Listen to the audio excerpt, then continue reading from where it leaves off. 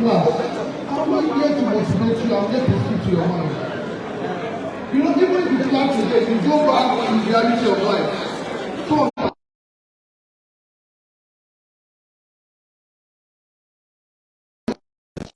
Nigeria is strong. That is what I represent. I'm coming into this to ensure that we live a country that we are all proud of. Today we have freedom in our education. Check out Professor Chris. I'm the only man who has set up 200 scholarship centers all over Nigeria for the past 15 years with or without politics. These are values. We should not be looking for those that have experience in governance. We should look for those who have experience for the people. Not to governance. That is what we have been doing. I'm not going to be talking too much, but the youth remember what we said last year, that Nigeria truly needs a breed of leaders.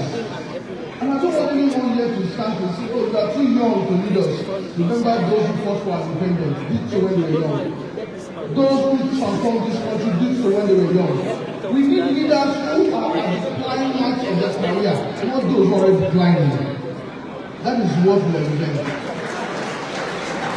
The leader that is going to transform Nigeria is one man who is not affiliated, who is not afraid to the set of those that destroy this country. That is what we are going to bring in, and I pray that by the time we start answering questions, I will be able to further give you points to ensure that you go to the ballots not looking at parties, not looking at those who have led us before, but looking at a credible individual who possesses the passion and value to serve Nigeria for 10 years.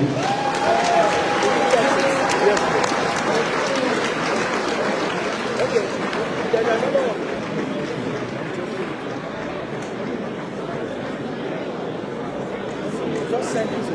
So the activities.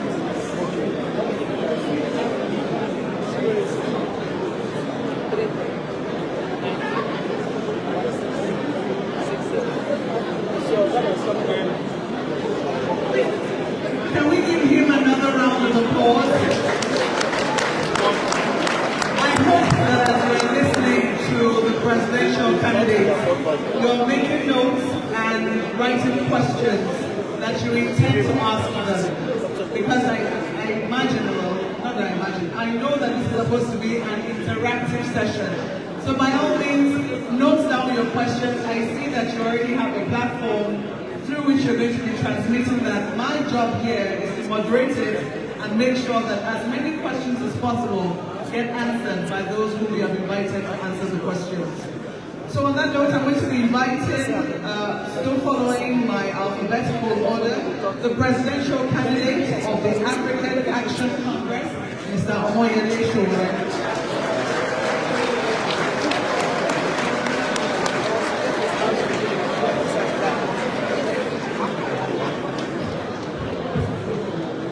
Good afternoon, everybody. On my way, not to talk about any other candidate but myself. So, I want to thank the leadership of ICAN for demonstrating better judgment than the Nigerian Bar Association, who did not invite the rest of us. But having said that, I also want to congratulate those of you who made a bet today that one candidate, an accounting guru from Chicago State University, but he refused to show up at the most important accounting event in Nigeria today. Don't forget that I said I will not talk about other candidates. But the country Nigeria and the future of Nigeria cannot also continue to live or expect unsustainable candidates in 2023. You guys are aware that the President of Nigeria just presented the budget of Nigeria a few days ago. I wasn't an accountant, But I went into that budget and looked at it legally and discovered that it's an illegal budget. Reason being that the budget violated Section 12, subsection 1 of the Nigerian Constitution by way of the Fiscal Responsibility Act of 2007, which says explicitly that the deficit to GDP ratio of the national budget must not be more than 3%. We are now at 5%. That is unsustainable.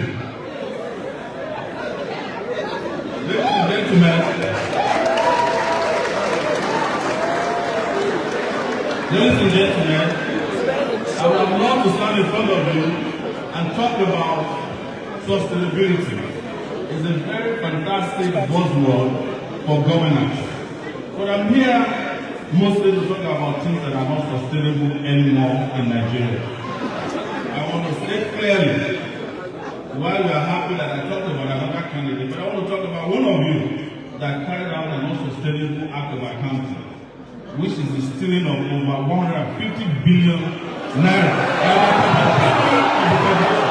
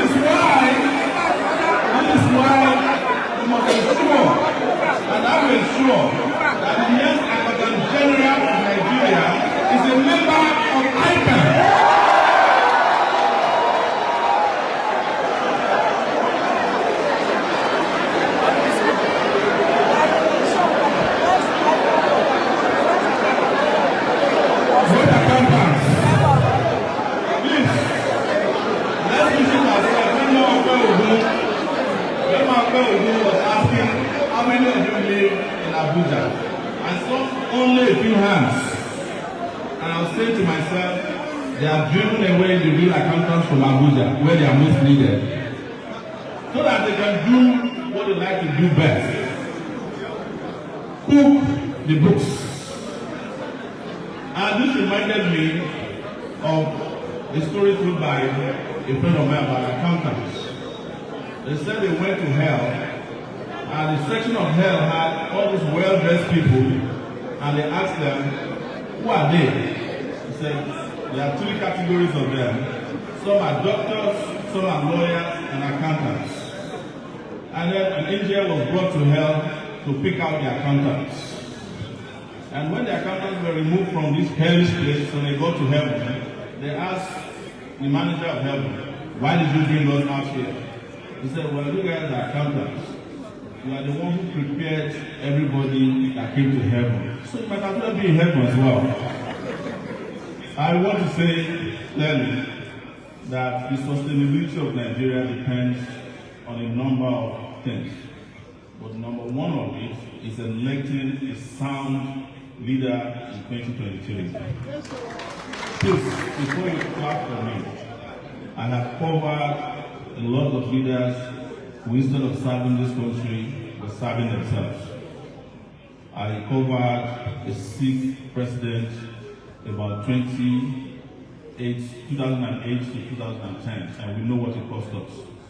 I covered stories about the current man who spent an unsustainable one period of time in London treating himself. Now I hope and pray that we are not going to elect a bunch of Sikh leaders because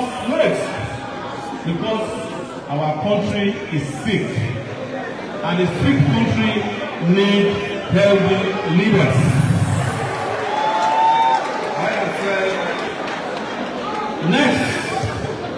next, guys, is that when you're talking about sustainability of this country,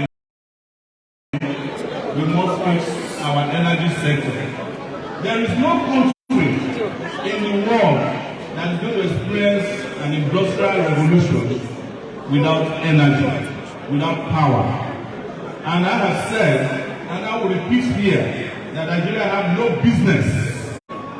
I have said, and I will repeat here, that there's no country that can experience sustainability at the rate of corruption in Nigeria. People play down corruption because of the way the fight against corruption is dramatized in our country. But let me say clearly to you, corruption has destroyed our capability to exist as a people, and we must not take it for granted. And I will tell you that I'm going to need a lot of accountants. It's not if, when I become the president of Nigeria, to calculate how much has been stolen from this country since 1960 and give us figures on how to recover them. And I am not going to be one of the presidents who will say to you, bygone is bygone. No, our past has eaten into our future. We must recover the past so that we can live a sustainable future. That is why we're going to leave you. And I have also said that Nigeria's glory, future, progress is not dependent on numbers alone. It will depend on the credibility of people managing the country. This is where you come in, the accountants. We don't want a situation where money has been stolen before we deploy software. We want a country where accountants use software to prevent corruption before it happens. Because we know that as it is today, we are spending too much money chasing after money that has been stolen. We do not need that if we deploy digitalization of every facet of our lives. It is also the reason why we must sustain a process of digitalization and retrieve Nigeria from analog leaders who think by way of typewriters, whereas we should be thinking in the digitalization era. Ladies and gentlemen, I want to assure you that as a presidential candidate and a chartered revolutionary, you will have, as the president of Nigeria, someone who has the courage to get the credibility, the integrity, and the ability to run a modern state. There is no reason why Nigeria or Nigerians should have leaders running with affairs that do not know how to run their own personal affairs.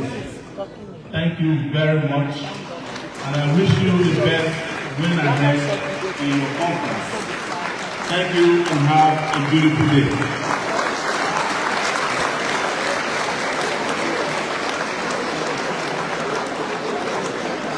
Thank you very much, Mr. Omoyele Sowore, the presidential candidate of the African Action Congress, talking about issues and matters that he says are no longer sustainable.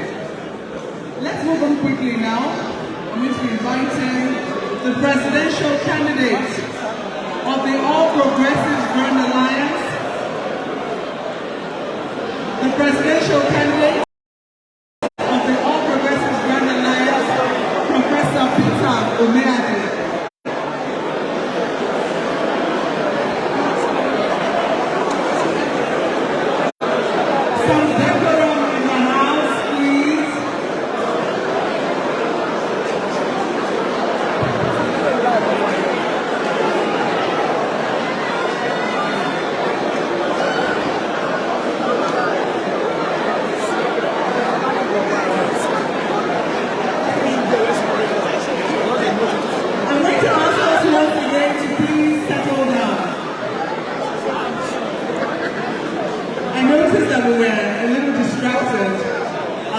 Just when I introduced the presidential candidate of Africa. So I'm going to introduce him again so that we can welcome him properly to the podium. Professor Peter Omoyele is the presidential candidate of the All Progressive Ghana Alliance. Thank you very much. Sir, you have the floor now. Thank you very much. I'm impressed to be here. And I know how an occasion like this feels. I will race through my presentation, and I hope you find it entertaining, and I hope that gives you a mirror into this power man who, after serving in the judiciary, thinks he can make a difference in the executive. Thank you very much. Sustainability, used interchangeably with sustainable development, refer to the encouragement to strive for that development which meets the needs of the present generation without compromising the ability of future generations to meet their needs. The pillars of sustainability are human, environmental, social, and economic. There is insecurity in Nigeria of 2022. It is a paradox that this is the same Nigeria who led peacekeeping operations worldwide by whatever name they call it, unknown gunmen, insurgents, militants, terrorists, or kidnappers. People are afraid to move about by day or night, in long distance travel or around their neighborhood.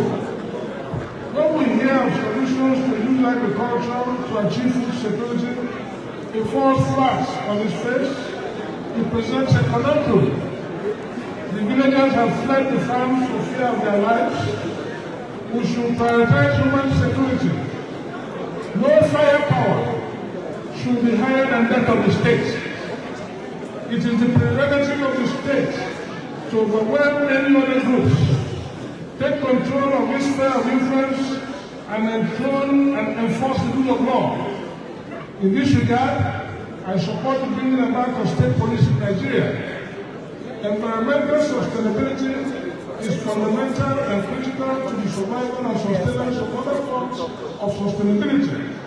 The aspects which come to mind here in land degradation as a result of exploitation of natural resources. On a trip to Port Harcourt to visit my sister and her family, I set out to visit the place of my uncle the journey. I saw firsthand that the water and the banks were saturated with oil. One could see the sheen. I saw the hundreds of holes on the banks which are later length were crown holes and short-lived creatures that survived them. We know that oil was first drilled in 1958. However, it took nearly 6 decades in 2017 damages to companies and individuals harmed by the spill. See David M. Coleman of the University of Michigan, 23rd of April 2022. BP removed most of the oil from the Gulf Coast beaches over the next several years. That is an idea in environmental sustainability, which we should copy. Some should go for the excavations for solid minerals going on across the country, which are generally uncontrolled, yielding erosion sites and other forms of degradation. We should have a more related impact assessment. We should have community-based assessments, computed with communities' perspective. We should increase cross-boundary policy making and transnational governance, which will enable us to involve and hold entities responsible even from far places. In social sustainability, we should review our education system. I recommend the German model, where all start and proceed to the middle level, then separate for those who want to continue the white-collar jobs and those who have tendencies to technical training. The structures for technical education will be defined, leading to skills acquisition and self-employment. We will aim to build skills acquisition centers in playgrounds across the country in the fashion that party offices were built in the past. I am committed to implementing the Child Rights Act. About 11 states are yet to domesticate the Child Rights Act. I and these 11 states are all in North. I will hold parents of children running the streets accountable. I will set free internet for students, wireless fidelity internet shall apply to secondary and primary school students. The policy will never extend to homes. The app will supply an autonomous distribution of millions of free Wi-Fi hotspots all over the country, which will bring out the desired effects. I will want to achieve and revive the post office on economic sustainability.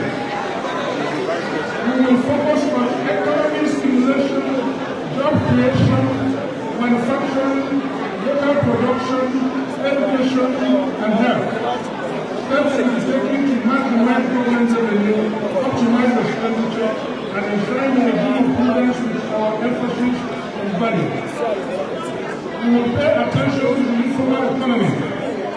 Here, Nigeria has comparative advantage over other countries in Africa with over 63% of our labor force sold in and nearly 67% of the gross domestic product. There is a line which I found, and I want to repeat it before my time runs out. It is the line in the United States Postal Service's motto, which says, neither rain, nor hail, nor sleet, nor snow, nor heat of day, nor dark of night shall keep this carrier from the swift completion of his appointed man. Such is the work and patriotic ethics which we imbibe and which I'm thinking about for Nigeria. In all, and after presidency, we want to fulfill what the former Secretary General of the United Nations, Ban Ki-moon, defined as follows: sustainable development is the pathway for the future one for all. It offers a framework to generate economic growth, achieve social justice, and exercise environmental stewardship and strengthen governance. Efforts should be made for these skills to be imparted to our youth in the informal sector so that they can move into secure and less precarious forms of employment, with the German model which I mentioned earlier is bigger. The foundational issue is electricity, as we take care for the benefit of wider society and the implementation of all facets of the economy. So here you go, you have a sincere man, a man who has removed himself from the picture, and a man who is ready to lead a party that is resonating around the country, which is all progressing down the lines to victory in 2023. Thank you very much.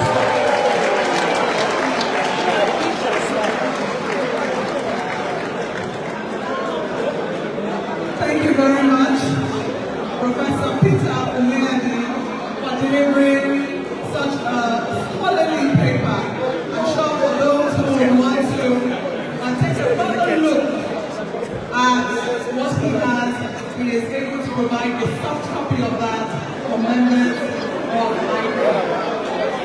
In the meantime, I'm going to ask everyone, please calm down. Is it possible for us to have a moment of absolute silence? Please, I know that you've had a very long day, you've been here since morning, and there's been barely a break. But please, I'm going to ask for some decorum. We have invited this gentleman here to address you, and I don't think it is nice that whilst they're speaking, you're also having a conversation of your own. That's not very kind. So please let us have a decorous house as they give us what they have for us. That's the only way we'll be able to truly and fully interrogate what it is that they have brought on board. If I have your cooperation, can I hear an aye? Aye. Thank you very much. Thank you. So let's move on now. I'm going to be introducing the presidential candidate of the Labour Party, Mr. Peter Omoyele.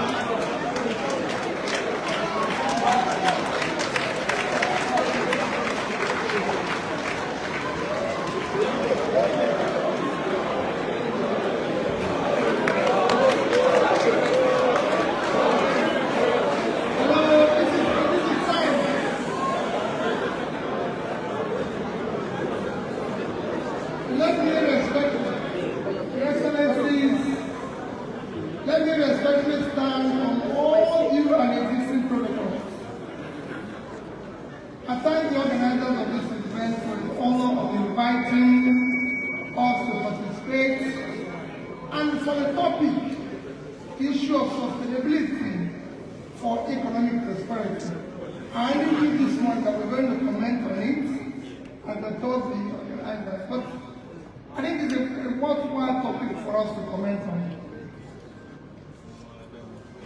Economics, when you talk about MDG, which is where you got this from when you were reading, it is aftermath of Millennium Development Goals, which lasted from year 2000 to year 2015.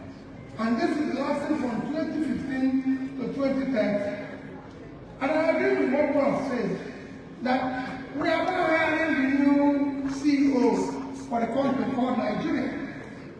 So we have to look at people's past and what they've been able to do. MDG goal, which ended in 2015, for your records, I started implementing it in year 2008 in Anambra State. And by the time we ended in 2015, I was #1 in Nigeria.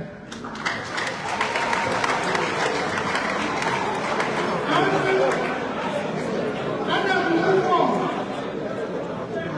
on what we are going to do, because it's critical, as we move on in what we are going to do, for me, the Labour Manifesto is already mainstreamed along the SDGs. You can go and look at the manifesto, it's already mainstreamed, and we put it into our development agenda and what we want to do, following what our experience with MDG. Then it comes to where, for you accountants, your contribution to that development. Nobody can think about whatever we're going to do, whether it's SDG or anything, without knowing that accountants, chartered accountants, play a critical role in development. Because whatever you plan, whatever you want to do, you have to ensure, one, the financial sustainability of it. You have to do you have to come into the budgeting, the forecasting, and most importantly, the revenue. Because half of tax is you. You have to bring the taxation into it. Today, the most critical problem of Nigeria, apart from other things that are sitting in security, everything is revenue to GDP, which is often shouted about that we don't have enough revenue. We don't have enough revenue because to GDP, even among the African pairs, we are 6%, when the average in Africa is 16%. Going global is even worse. The reason is, so at the heart of it is you. It is you that is supposed to help the government to organize when the government starts doing the right thing. How are we going to do it to ensure that this tax revenue comes in order to be able to do these sustainable goals? A, at the heart of it is you must secure and unite Nigeria. Today, Nigeria is among the fragile states, so security becomes paramount and critical. You must govern by rule of law and ensure that we fight what one of the candidates has mentioned, issue of corruption.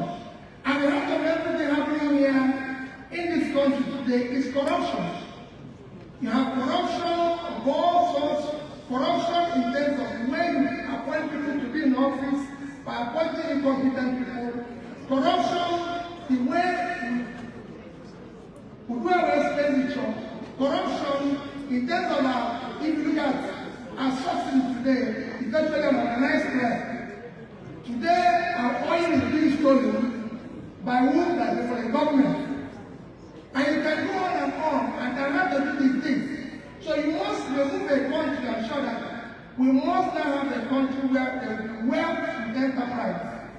In any country where government officials are richer, or politicians are richer than business people, that country is finished. And that's why we're getting there. So we are going to account for. So for me, if you are going to talk about sustainability for economic development, is to start doing the right thing. What are we going to do? I've said my #1 priority is to secure and unite Nigeria. People will tell you security is so difficult. It's not difficult. It's only in Nigeria that somebody kidnaps me and it's only my brother negotiating price. If I'm sick, they call police, they call doctor, they come and treat me.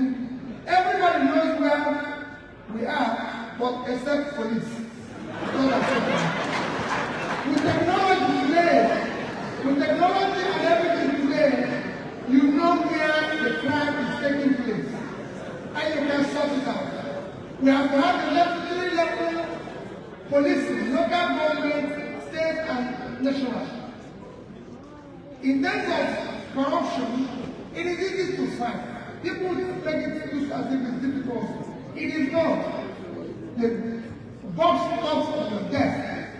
If you yourself is not stealing, those around you are not. You reduce it by 70%.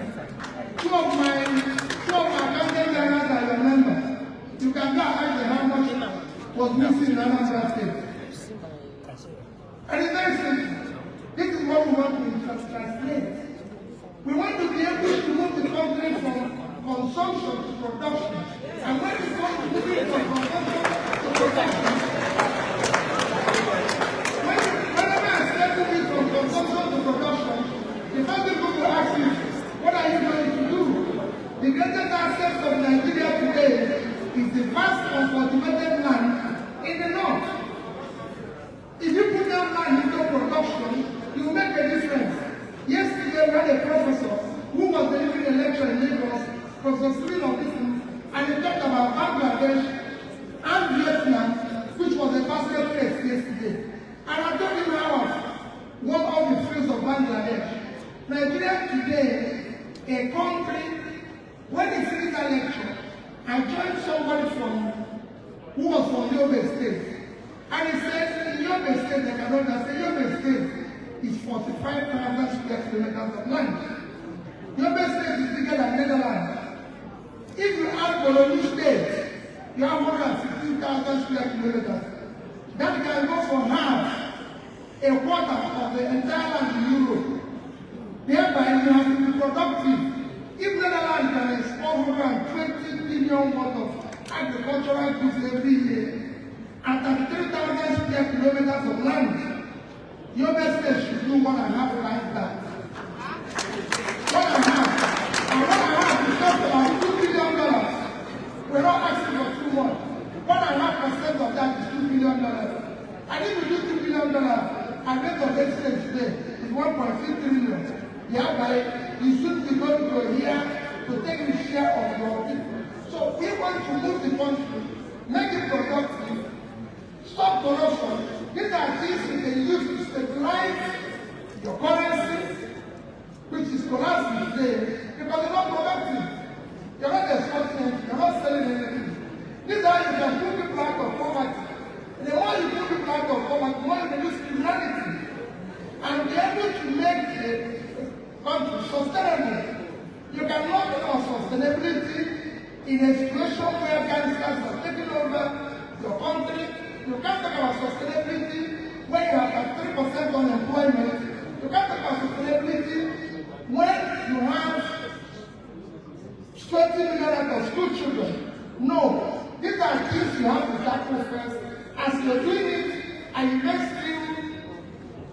the sustainability aspect of SDG into your mainstream, you will be able to track the process.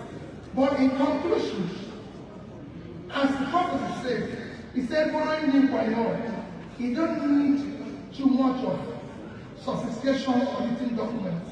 All you need to do is to continue to do simple things consistently.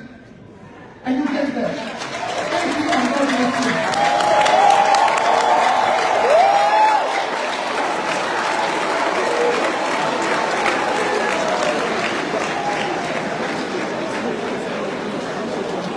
Thank you very much.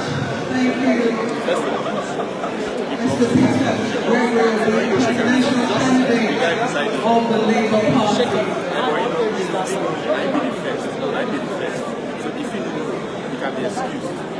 I'm going to be inviting right away, without much ado. Let's not forget, we have the pact that will be decorous and that will not mumble. So please, let us maintain the same, shall I say, atmosphere which we just maintained a moment ago. So ladies and gentlemen,